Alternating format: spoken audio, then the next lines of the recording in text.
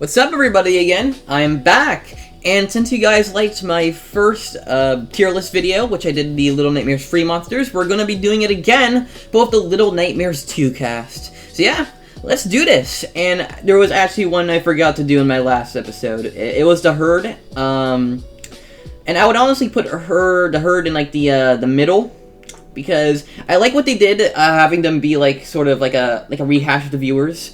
But they didn't do it in like the same way like with the nurses, where they were just like front and the end and were like all boring and shit. With the herd, they were actually like relevant throughout the entire game. Maybe not like gameplay wise, but in terms of just like being there. We see them in the candy factory and in the carnival. And in the candy factory, we of course see that they're workers, but in the carnival we see that that's where they go to have fun. And then we just see them everywhere, and it's really cool. It's like that progression on like the story. So I like what they did with the herd. Maybe not as much gameplay wise, because they don't really do that much there. I do like that if you like walk up to them, they grab you, but that's really all they do. But there are a couple stealth scenes with them, like that one in the carnival. And there's also a really cool part where like you have to distract one of them. I really like that. I wish they did more stuff like that in the game. But yeah, I think they deserve to just be right in the middle and like C tier. And another thing I'd like to mention: look out for the golden teacher. She might be in this video, and if you see her, then leave a comment of where you saw her in the video, and I will read your comment in the next video. She will be in multiple of my videos. She will be in any video, so look out for her. She's a teacher, and she is golden. Okay, so next is the hunter.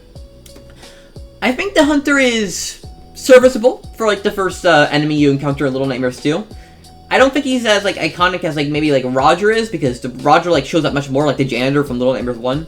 I do like his presence, because he says he's the one who like set up like the bear traps. So you have to avoid like the Sword of the Wilderness. And then we finally get to his cabin, we rescue 6, and we think we're just gonna be able to like leave, but then we hear like all these like noises, and then the freaking hunter shows up and he has his like shotgun, and he freaking busts through a door. I love that part. And his gameplay is actually really fun. His chase scenes are really fun, like having like, like slide behind boxes and avoid getting shot. There's like one kind of frustrating part where it feels like you just get shot no matter what. It's like right into like final chase scene for some reason, which was kind of poorly designed. But other than that, I think he was really good gameplay-wise, and he also has some cool stuff in the concept art. He was originally going to be like in like a watchtower, and he was going to shoot you from afar. So I kind of wish they did that in the game, to like some capacity. But where would I put him? I think he's like B tier. Is he like behind the kin? Would I put him above or behind the kin? I think the kin is just creepier than him, so I'm gonna put him behind. Okay, the bullies. So we're finally getting to this stuff in the school. The bullies they're okay. They're not the highlight of the school chapter. You'll see who's the highlight, but they're okay. Their combat is really, like I said, it's kind of like the hypnotist, where it's like hit or miss with people. You either find them really annoying, or you find them really satisfying to just like bust their heads off. So, I think their combat is actually pretty fun. I find it feels very satisfying to just freaking whack their freaking stupid porcelain heads off. And, like, just destroy them, because, like, they're like, running after you, they're, like, everywhere, they're mean, they kidnap 6, so you already hate them. And you see them everywhere in the school, and they freaking trap you in a locker, you hate these guys, and then you finally get to this, get some revenge, some payback. I kind of like how, like, silly they are as well. We see them in, like, the cafeteria scene, where they're, like, freaking going crazy and stuff. I like them. They add like a lot of life to the school level, and I think they are like better than the puppets because they have like more of a presence, and I feel like I would put them in C tier. Not like the top of D tier. I think they deserve to be in C tier, and I would put them above the herd. Yeah, I'll put them above the herd because their gameplay is much better. Now, my favorite enemy in the whole franchise, the teacher. Easy S tier. I think the teacher is genuinely like the most iconic enemy they've made for the series. From a design standpoint, a visual standpoint, and even a gameplay standpoint, she does amazing on like all of those levels. Her design is iconic. I mean, she looks like a teacher, and she looks like one of those mean ones that you wouldn't want. And then we have her whole neck gimmick, where like she can extend her neck, and that's like the scariest thing I think we've ever even gotten in one of these games. It is animated ridiculously well for like how crazy that it must have been for Tarzir to pull off. And if you actually didn't notice, she can actually hit you with the ruler in the game during like one of her first stealth sections. Most people didn't know that, but she can do that, which is really funny. And it's really creepy because her relationship with, like, the bullies is, like, sort of disturbing. She, like, tortures them. We see her, like, hitting them and doing all this creepy stuff around the school. And apparently she's also in VR Altered Echoes. I haven't played that game yet, but I'm really excited to see her again in that game once I eventually play it. So she is definitely the best character in the series, and she will comfortably stay in S tier. I think the teacher is an amazing enemy. Her chasing at the end is iconic. Seeing her, like, bust through the vents with her, like, big head, like, how strong is her skull to be able to do that? That's the real question. The teacher has a tough skull. And for that tough skull, she is getting F tier. I never want to graduate again after being in her class. Okay, so next we have, the Living Hands. They're, like, they exist. They are super random. They could have just, like, not been in this game at all, but I like that they're here in the hospital, because I feel like the beginning of the hospital would have been kind of boring without them, because it's just, like, a lot of puzzles. It's kind of like the Institute. The hospital and the Institute are, like, both, like, kind of similar in that way. So, I think I'm gonna put them in, like, D. I think they deserve D, but I think they deserve the top of D tier, because their gameplay is significantly better than the puppets. Maybe not as much as the Beatles, but they're much, like, I think they're scarier than the Beatles, because the way they crawl around and they freaking grab your head and squeeze it when they kill you. And I think their moment is just iconic, seeing them, like, come alive randomly. Okay, so next we have the Patients. Okay, I actually am not sure I'm gonna rank the Patients, because, I mean, I think they're interesting, but, like, I don't think their designs are that cool. Like, I know what they were trying to do, of course, with, like, the whole light mechanic, but I don't know. Most people find them, like, terrifying. I don't find them, like, that scary. They're creepy. Like, they'll startle me, but I think the Shadow Children are way scarier. And once I eventually do a tier list of, like, the enemies in the Little Nightmares 1 DLC, this is gonna sound crazy now, but the Shadow Children actually are the scariest enemy in the series for me. It sounds goofy because their designs are super basic, and they're just freaking little, like, black children, like, freaking, they're little, like, shadow children that are running at you. You're gonna wonder why I find them so scary, but it's just, they creep me out. But the Patients, they're not as scary to me. I like that you have to, like, you know, freeze them with light. I'm gonna put them in C. They do their job well, but they're not that interesting to me. I think I'll put them behind the Herd. Okay, the Doctor.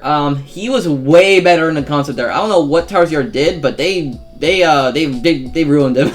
We were robbed. We were robbed of a much better design. His eyes just, like, droop down from the ceiling. His design goes okay. I don't hate the design. It's just a fat dude on the ceiling, though. That's kind of my issue. It's just kind of boring. But he's a great climax to the hospital section, and he does that. And I like that how dynamic his AI is. It's kind of like the Twin Chefs, where you can kind of sort of play around with it, and you can always, like, find funny ways to, like, freaking mess with him. Especially, like, what I saw from, like, people who, like, speedrun the game. I'm pretty sure there's, like, tricks you can do to, like, freeze him or something. Like, like, to, like, make him get stuck and, like, grab a fuse. I think that's, like, a speedrunning trick in the second game. So, I'm gonna put him in, like, probably the top of C tier. No, not behind the Hypnotist, above the Hypnotist. I think he's just, he's more fitting for his chapter. The Hypnotist just shouldn't have been in the game. In his game. Okay. The viewers, they're okay. They're better than the nurses, I'll tell you that. The nurses suck. I like the viewers, though, and their story is very creepy. The part in the game where we see them, like, freaking, like, sacrificing themselves to the signal tower, that was awesome, and probably one of some of the best visuals we got in this series. I swear, the shots in Little Nightmares 2 is legitimate cinema. And the viewers, they add so much life to the Pale City, despite being so lifeless. We see them, like, everywhere. We see them attracted to the TVs. I love that we have to distract them using the TVs. That was more fitting than just boring-ass enemies that listen to, like, noise you make, like the nurses. And I like them. I like them. I think, actually, maybe B tier. Maybe B tier. I think they actually are really, like, iconic to Little Nightmares 2's story, and they're very relevant to this game's story about, like, TVs and stuff. So I'll put them in B tier. Below the Hunter now. Below the Hunter. Thin Man. Okay, this is an interesting one. It's been a while since, Little Nightmares 2 was released, and now we know who Thin Man is. Story-wise, he's great. It's super disturbing. It's about Mono being in, like, this loop, this cycle, and he's forever freaking murdering his, like, future self, and then getting betrayed over and over and over again as, like, Thin Man's desperately trying to go back in time. And his gameplay is genuinely scary, how he freezes time. That one chase scene, where he's like at the very back through the hallway and he's like freaking coming towards you. That was freaking scary. So I like his gameplay, him slowing down time. Great, good stuff. And his boss fight, good stuff, Tarzan. Good stuff. Good stuff. A tier. Above or below the supervisor. I'm sorry, you can't beat Betty Whittaker, the supervisor. I'm sorry, you can't beat her. But still very solid. Okay, Monster 6. At least that's what we call her. I don't think she has an official name. Monster 6, she's okay. I wish we had, like, more, like, stealth parts of her. She's just a big boss fight in chase scenes, basically. Or I think she has, like, one chase scene and then it, like, transitions into, like, the big boss fight with her. And her boss fight's simple. It's just distracting her and then hitting her music box. But honestly, don't blame them because, I mean, the combat was limited at the time. We had to, like, pick up items, so, like, how are you gonna do, like, a proper boss fight? It's gonna be a puzzle boss fight. And that's what they did. It was a puzzle. You had to, like, figure out the right route. And, you know, her chase scene was really, like, intense, and then the boss fight was okay. It was a serviceable final boss for that game. So, I guess she is definitely not A tier. I don't even think she really deserves B tier, honestly. Probably, like, the top of C, honestly. The top of C. And yeah, that's it. If you spotted the golden teacher, comment where you saw her. I'll read whatever comment you leave in the next video. Maybe leave like an opinion or I don't know, a theory, anything you want, any comment you want, I'll read it. And if you spot the golden teacher, you have to spot the golden teacher. So yeah, look out for her. Thank you for watching. If you liked the video, leave a like. Subscribe for more content coming up because I upload daily now. And yeah, bye now.